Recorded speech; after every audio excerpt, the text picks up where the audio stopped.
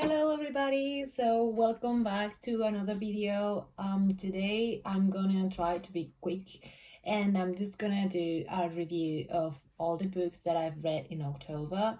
I haven't done this ever since May, I think, and in summer honestly I didn't read that much, and I think every book that I've read I talk about in a video except for one, but it was like a tiny classics one. It was the modern classics, the one with Clarice Lispector short stories.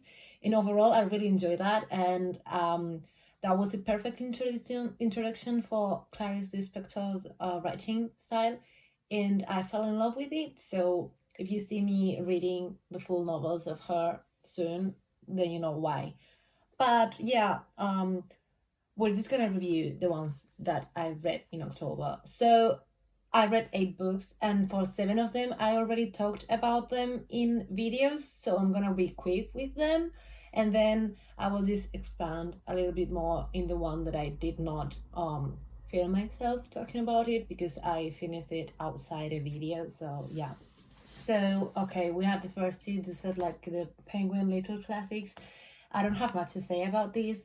I think I gave both of them 3.5 stars, but this was the Twitter like Oscar Wilde dumping his thoughts on a page, and it was really entertaining. I had a laugh, and I think it's interesting and a good way to pass your time if you have nothing to do and if you want to explore the mind of Oscar Wilde. But yeah, only dull people are brilliant at breakfast is one of his phrases, and there are many like that. There are also funny ones, and yeah. And then The Beautiful Cassandra are short stories written by Jane Austen, and the one that gives the title is dedicated to her sister Cassandra.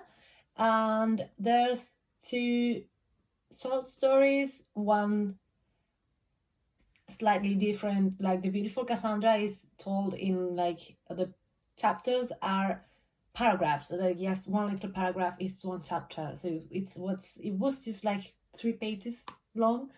And then the last one is a collection of 3 letters, and I only have to say that I love how Jane Austen writes women. They're good characters, not as in they're good people, but as in like they're good characters. As I said in my video, I think I mentioned that my favorite short story was Henry and Eliza because I loved Eliza. I don't know, it was just so powerful. In like the first 2 pages I was like, yeah, this woman is amazing. And it's not a long story, and I love how Jane Austen can even make you feel attached to characters that you don't know them for any in time. You don't spend time with them like in a long novel. You spend time with the characters, you get to know them. These people, 10 pages stops, and I felt a connection, so I really like that. So yeah, this was the 2 Penguin classics. Moving on, another classic. This one is Hemingway's Fiesta, or The Sun Also Rises. This one I read because it describes the fiesta in my hometown. It's called San Fermin, and it's in Pamplona from the 6th of July to the 14th of July every year. And they are very popular internationally. Hemingway helped expand the popularity internationally. The only thing I have to say about these books are that you need to take into account the time that this was written, because it was in the early 20th century. So there are some phrases, some topics, some discussion around some events and some depictions of actions of women and men that are very, I don't know, stereotypes and things that today in our times we wouldn't say that. We wouldn't necessarily do that or describe it like that. But in previous times, they were like that. So you have to separate the time period from the novel. Well, not separate. In fact, join them. Like, you don't have to read these with the mind of the present. You can also be critic about it, because I was reading, I was like, okay, I understand why you wrote these, like some descriptions of women and their personalities and things like that. I understand why you would write that, but I don't agree. So I enjoy the book, but keep in mind things like that.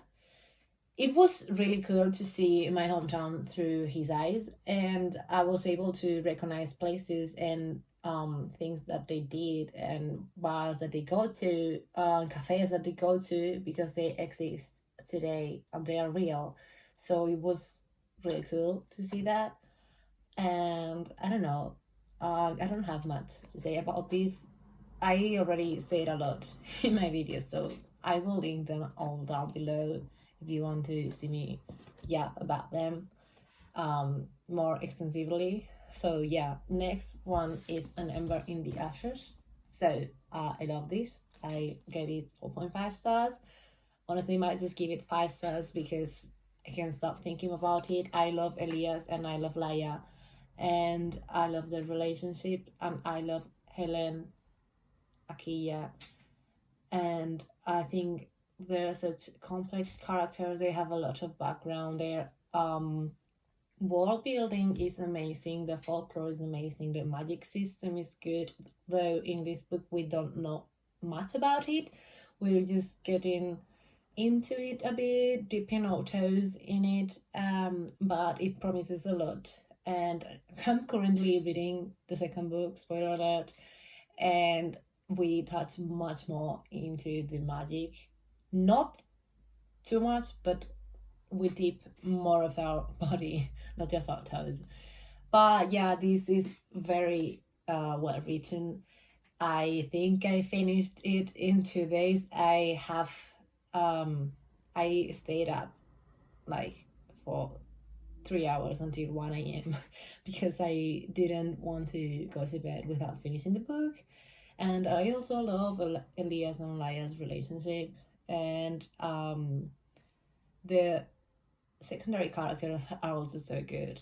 Like we have Elias' mom, and we have Cook, which is a slave, and then we have the resistance, and then we also have trials. We have an academic setting. Well, not academic, because the school that they're into, it doesn't teach anything academic, more just like war and how to fight and how to be, I don't know, a soldier, you know.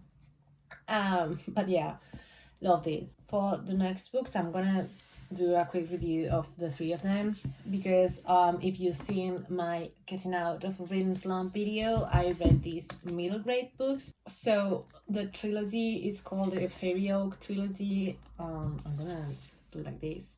This is the first one, the second one, and the third one. So this is about a village where people with magic and people without magic, they live together. And so we have witches of the light and witches of the dark. And there's this family that has twins, and they are trying to guess if they're gonna be witches or not, because the powers are transmitted from aunt or uncles to nephews or nieces.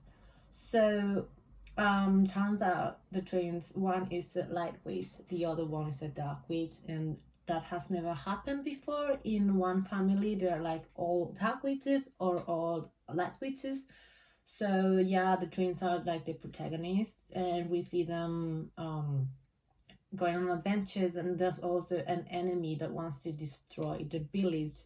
So he's trying to recruit dark witches to his cause. So we see the twins fighting that, and we have the dark witch twin Pervinka being seduced by the dark, and then Vanilla, the lightweight, trying to help her, and there's a lot of intrigue for a middle-aged book, and these are all told in Feli's perspective, and Feli is like fairy nanny, because witches often call for fairies to take care of their children. So we get all these 3 books narrated by Feli, and yeah, they're wholesome. Again, they also have things that are written very stereotypically, and things that are not very appropriate to say today, but these books were published in 2005, 6, and 7. So I guess we could say that times have changed, thankfully. But yeah, anyways. And then the last book that I read was Remarkably Bright Creatures. I had started this in August and never picked it up again. And then I just decided one day, I was like, I need to finish this. I love this. I gave it 5 stars. We have talking octopus, we have an old lady, and we have a man in his 30s trying to figure out his life. That combination was amazing for me, because we have POVs from those 3 characters. So we have the old lady, Tova, we have Cameron, the 30-year-old man, and we have Marcellus, which is the octopus. So Tova, her son died 30 years ago, and Marcellus knows something about the day that happened, and he is trying to help Tova figure out what happened. And then Cameron is looking for his mom and his dad, because his mom was an addict and she left him with his aunt. And then his aunt gave Cameron a box with her mother's belongings, and in those belongings there's a yearbook, and his mom is in that yearbook with some guy. So Cameron is looking for him because he's trying to look for his dad. So yeah, both Cameron and Tova are struggling. Tova is getting old and she does not want to be a burden to people that love her.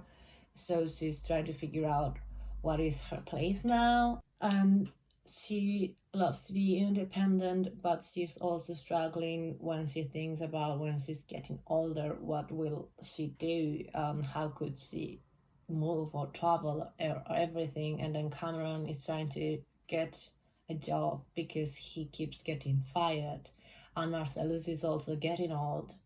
And yeah, it was wholesome. People say, and it's true, that you can connect quickly what everything is happening, but that doesn't affect your enjoyment of the story, in my opinion, because I discovered pretty quickly what was the author trying to show us, and I was not really that surprised when it gets confirmed. But that didn't mean that the book got, I don't know, more boring or less interesting. It wasn't. It was even more interesting, in my opinion. So I think Shelby Van Pelt did a really good job of maintaining something mysterious while also telling you what's happening. So yeah, I love this. I cried a little at the end. I was like full on crying because it was an emotional ending for me, and it was a great conclusion to the story, and I loved it. I really loved it. So yeah, I will recommend this book forever. I don't know what's with me and books about marine creatures because the last 5 stars that I gave was also about a shark, Shark Heart was amazing, and then this was about a Pacific octopus Yeah. Love this. I guess that's it. Sorry, my mind is a bit scrambled today. But yeah, these are all the 8 books that I've read in October. So I hope you pick up one of them based on my recommendation or not. I guess you can do whatever you want. I respect that too. So thank you so much for watching. I hope you enjoyed the video. If you did, give it a like, and if you want to see more content like this, don't forget to subscribe to my channel. Thank you for being here, and I guess I'll see you in the next video. Bye.